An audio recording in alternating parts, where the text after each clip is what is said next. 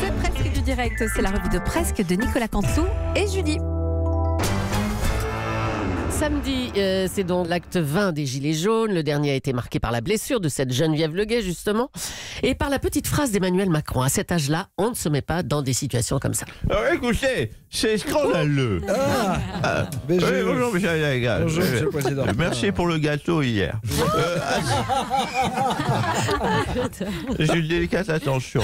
À cet âge-là, je t'en ficherai. Quand vous dites à cet âge-là, même le clair, je t'en ficherai, Oui, je bon, vous en ficherai, moi, à cet âge-là. Bonjour, monsieur Giscard d'Estaing. Oui, bonjour. On est bien content de vous entendre. Oui, je sais pas, Madoué. Je suis colère. Je suis remonté comme une Julie. Oui, remonté comme une pendule. Vous l'avez autour de la table. Monsieur Cabrol l'avait, le plus réactif de tous. Alors que monsieur Abéquer reste silencieux tel une lecture.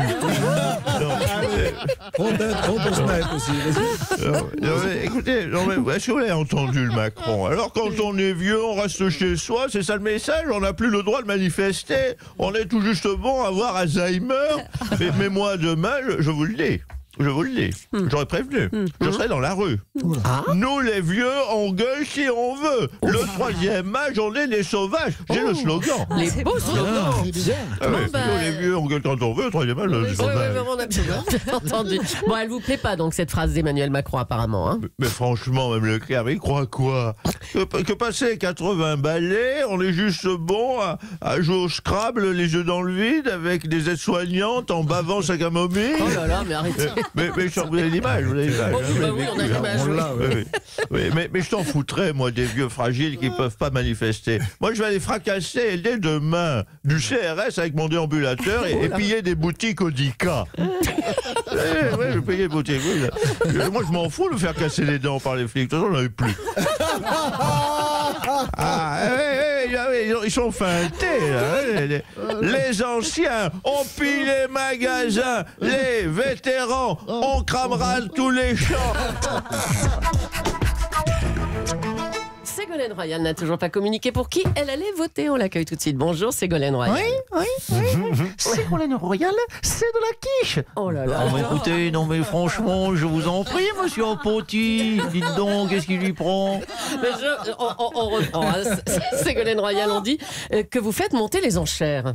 Mais oui, écoutez, qu'est-ce que vous me donnez pour répondre à cette question? Qu'est-ce qu'on va lui donner? Une montre Europe 1, je sais pas. Ouais. Allez, écoutez, je prends la montre alors. C'est sûr ça. Attendez, non, oui, c'est mon téléphone, pardonnez-moi. Vous me le passez, monsieur Aliagas? Voilà, attendez. Voilà, merci. Clin d'œil au pôle.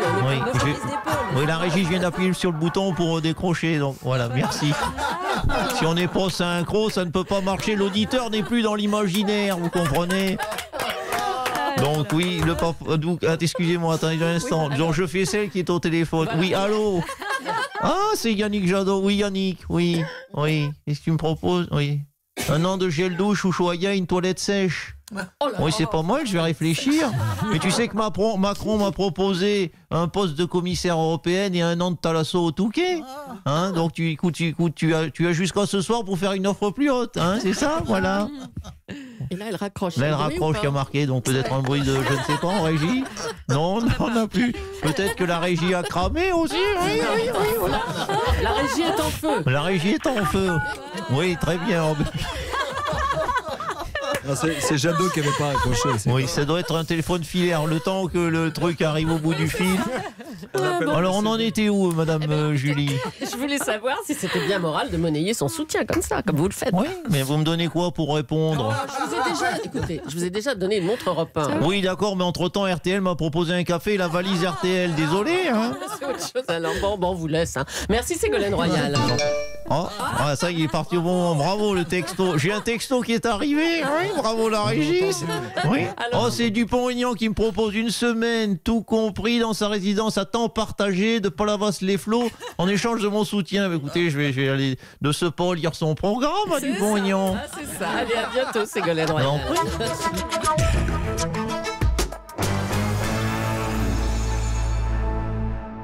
Allez, pour terminer, après l'alerte donnée par les scientifiques du monde entier, Emmanuel Macron a annoncé des mesures ambitieuses sur la biodiversité. Le président est-il devenu vert? C'est la nouvelle question du jour.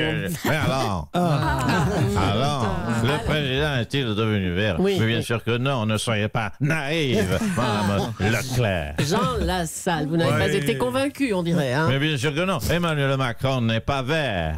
Alors, en revanche, nous allons l'être. On sera bientôt vert quand on verra qu'il n'a aucune intention réelle, affirmée, et de transformer radicalement cette société qui est en train de s'asphyxier. Qu'est-ce qui vous déplaît? Non, je me suis un peu emballé. Je n'avais pas de réplique sur mon texte qui était marqué, donc j'étais un peu à court d'arguments. Moi, j'ai du mal à Le corps enchaîner l'a à emporté chaque sur fois. l'esprit. Alors, qu'est-ce qui vous déplaît dans ces mesures?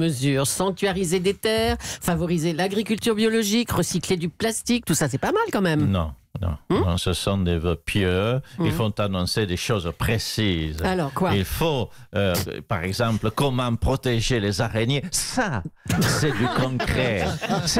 Oui, mais non, mais c'est facile d'être goguenard. C'est important, les araignées, parce qu'elles nettoient les moucherons morts qu'on a tous dans la barbe.